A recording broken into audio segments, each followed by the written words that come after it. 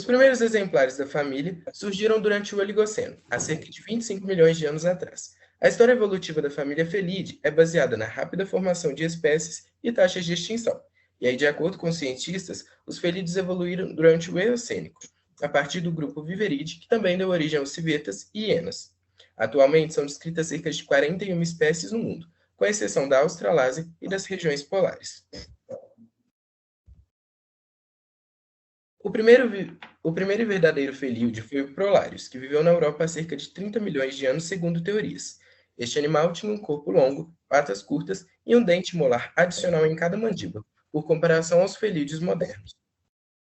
Já no Miocênio, o Prolarius deu origem ao gênero Pseudolarius, que se diversificou em dois grupos: a subfamília Metridontini, que inclui os tigres dente de sabre, e o ancestral da família Felidae, que surgiu há cerca de 18 milhões de anos.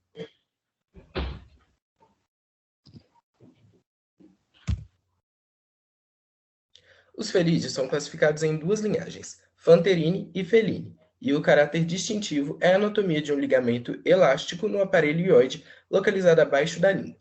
A anatomia e fisiologia das espécies selvagens é similar à do gato doméstico, e as características específicas os tornaram adaptados a saltos e escaladas nos membros anteriores curtos e os posteriores longos. Os músculos de corrida são formados por fibras glicolíticas rápidas operadoras por via anaeróbica e a cauda que auxilia no equilíbrio. As patas também são adaptadas à vida curricular, com o tecido para amortecer os impactos, e as posteriores possuem 4 dígitos, enquanto as anteriores possuem 5, sendo o vestigial modificado para a garra. Todos são morfologicamente semelhantes com várias adaptações. Nesse sentido, os membros dos felídeos apresentam características bem específicas adaptadas para saltos e escaladas, como membros anteriores curtos e posteriores longos, as unhas retráteis e a sola da pata com tecido de amortecimento para impacto.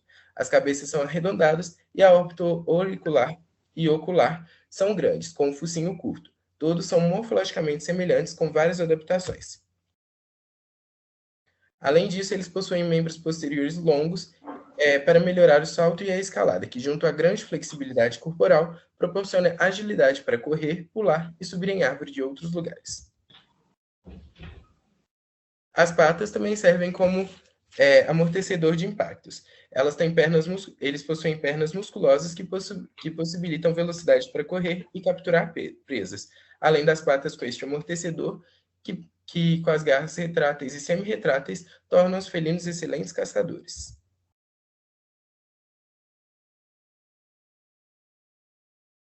Agora vamos falar de taxonomia. A história evolutiva dos felídeos é apontando pela rápida formação de espécies e taxa de evolução, de extinção. O registro fóssil mostra que ocorreram várias radiações de grupos extintos durante os últimos 40 milhões de anos. Tradicionalmente, os felinos foram classificados em dois principais grupos, os grandes felinos e os pequenos felinos. Essa classificação básica persistiu ao longo do século XX, até novas técnicas e análises se tornaram disponíveis. Atualmente, são reconhecidas 38 espécies de felinos em todo o mundo, descartando apenas a Australásia e as regiões polares. Mas existem pesquisas morfológicas e moleculares recentes que sugerem que havem mais espécies e os felinos atuais então se classificam em duas linhagens, igual vimos mais para cima, os Pantherini e Felines, e sendo o caráter distinto entre ambas anatômicas de um ligamento elástico no aparelho ióide, localizando debaixo da língua, que vai permitir aos panterinos de rugir e seja incapaz de ronronar. No entanto, existem muitas discussões acerca de visão baseada nessa estrutura. Estudos anteriores mostraram que apenas da presença desse ligamento elástico em grandes felinos, alguns deles não são capazes de rugir. A partir disso, foi descoberto a principal diferença entre os felinos que rugem e aqueles que não rugem. Na verdade, a laringe e as pregas compridas, carnudas, elásticos dentro da laringe, grandes, resolve produzir o rugir. Enquanto que os gatos menores, incluindo a chita, as pregas vocais não são mais simples e permite apenas ronronar. Existem várias abordagens sobre a investigação das relações entre os grupos de felinos e alguns autores se propõem a estudar, analisando os conteúdos fóssil, associando o estudo dos animais existentes, enquanto que outros autores se propôs a estudar os fósseis. Isso é o clado, a taxonomia geral de todos os felinos. O clado A, que se separou há 10 milhões de anos atrás, pertence ao gênero dos panteras e dos neofélides. O clado B, que se refere ao gênero partofélix, se ramificou há 9,4 milhões de anos. O clado C, referencial aos caracal e leptalurus, se ramificou há 8 milhões de anos. O clado D, que são os leopardos, se ramificou há 8 milhões de anos e abrangem grande parte dos felinos da América do Sul. O clado E, que é o gênero dos lynx, ramificou há 7,5 milhões de anos e já faz parte de muito. Esse clado aí é muito presente no hemisfério do norte e totalmente ausente no hemisfério do sul.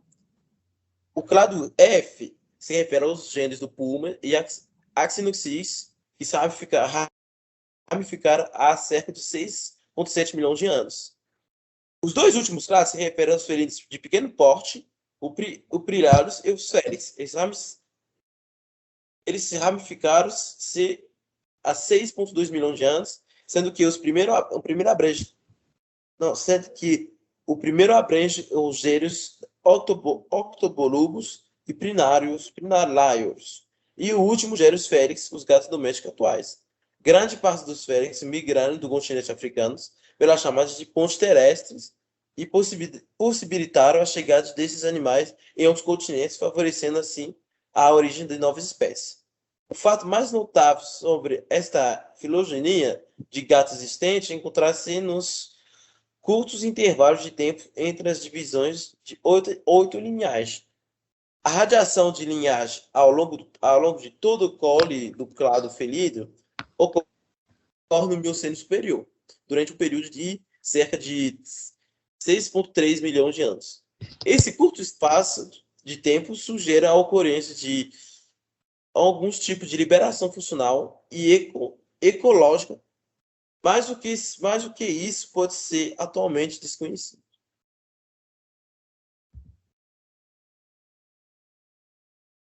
Espécies extintas. No que diz respeito à extinção dos felídeos, podemos citar a subfamília Merodiontine, que foi toda extinta com destaque para o grupo mais famoso, o gênero Smilodon. São conhecidos como tigres dente de sabre pelo grande tamanho dos seus dentes caninos que se projetavam da mandíbula destes animais. A causa de suas extinções parece estar ligada não só às mudanças climáticas, mas, sobretudo, ao surgimento da espécie humana. Na Europa, Ásia e na África foram extintos há cerca de 1,6 milhões de anos e nas Américas foram extintos há mais de 10 milhões de anos. Há mais de 10 mil anos. Aqui a gente tem uma imagem que representa os dois subgrupos mostrando o dente de sabre. Aqui outra imagem mostrando o grupo o grupo dos felinos que também foram extintos da classe Melidon. E falando da subfamília Feline, eles estão presentes em todos os gêneros viventes da família Felidae, com exceção ao Panthera e Nepholis, pois eles são pertencentes à subfamília Phanterinae. Na família Felidae, os grupos Acinox e Myranox, eles apresentam quase todas as espécies extintas. O gênero Acinonyx, ele atualmente só ocorre na espécie Acinox jatuba, que é conhecida como a chita ou o guepardo, que vive em campos abertos na África e na Ásia. Enquanto o Mirarax é conhecido como a chita americana, que foi extinta no final da última era glacial. Que é isso daí. E aí as duas imagens mostrando o gênero. Domesticação.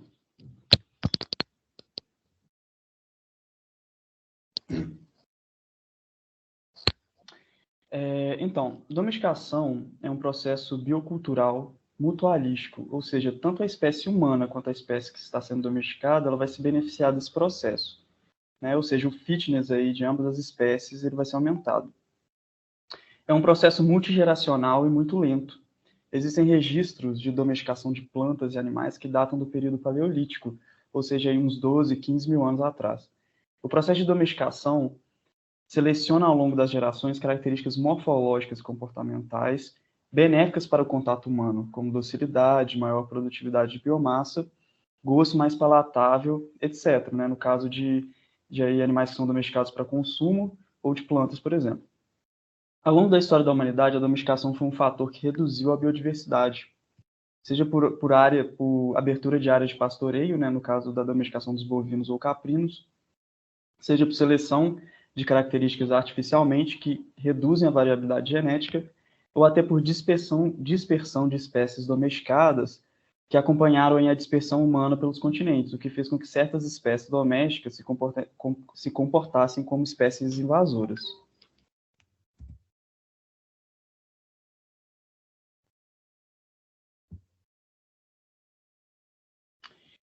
Então, a domesticação do gato doméstico. Os gatos domésticos eles são da família Felis, sendo o representante mais popular o Felis silvestre catus, que é o gato doméstico comum. Os gatos eles começaram a ser domesticados pela sua companhia, né, para serem companhia como pets, mas principalmente por serem excelentes caçadores e servirem como controle da população de roedores em assentamentos humanos.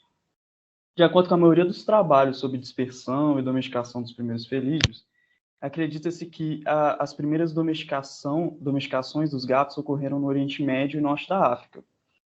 E, inclusive, ali algumas culturas naquela região cultuavam os gatos, o que provavelmente acelerou esse processo de domesticação. É provável que os primeiros gatos a serem domesticados estabeleceram uma relação de comensalismo quando humanos começaram a viver em cidades e áreas de cultivo de grãos. Os gatos se beneficiavam da grande presença de roedores nesses locais. Posteriormente, a reprodução desses gatos foi mais ativamente controlada, iniciando o processo de domesticação de fato. Acredita-se que a espécie da qual descendem todos os gatos domésticos atuais é a Felis silvestris albica, que vivia ali na região do norte da África.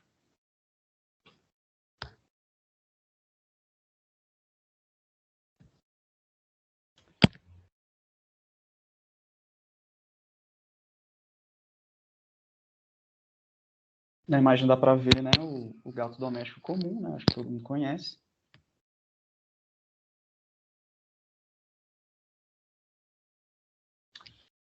Então, as mudanças morfológicas que aconteceram com a domesticação. Os gatos domésticos, eles apresentam poucas diferenças morfológicas em relação aos gatos selvagens. Né? Por exemplo, se você comparar os cachorros, que têm diferenças morfológicas gritantes em relação aos lobos, por exemplo. Né? A principal diferença morfológica dos gatos está no padrão de coloração nos pelos e o encurtamento dos membros. Acredita-se que os primeiros gatos a serem domesticados tinham um padrão listrado de coloração.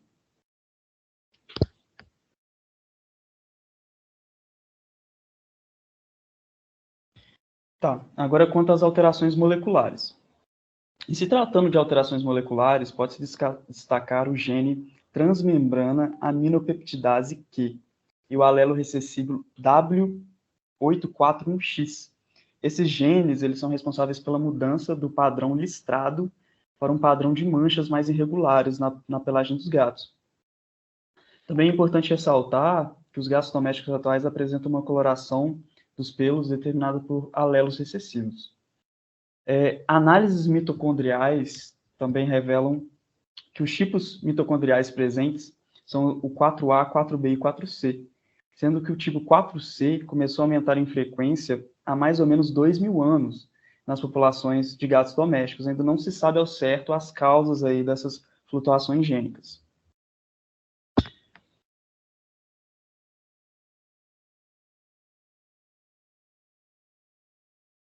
Tá. Agora falar um pouco dos problemas ambientais e ecológicos que os gatos domésticos causam, né? Os gatos domésticos eles se tornaram um grande problema ambiental no mundo todo, devido ao fato deles se espalharem por quase todos os continentes, né, acompanhando aí o deslocamento humano. Isso faz com que se comportem como uma espécie exótica invasora. Além disso, os gatos eles apresentam características consideradas ferais, pois eles são muito bons caçadores, né? Afinal, essa foi uma característica que foi selecionada, né, na domesticação. Dessa forma, eles predam a fauna nativa sem restrições. Eles são um problema em especial em ilhas, como em Fernando de Noronha, onde é o risco grande para as espécies de aves ali na região. E um outro caso interessante é na Austrália, onde a população de gatos ferais atingiu um número muito grande, ao ponto de o governo promover campanhas de erradicação, seja por meio de caça, controle biológico, e também campanhas de conscientização, para que as pessoas não deixem os gatos soltos.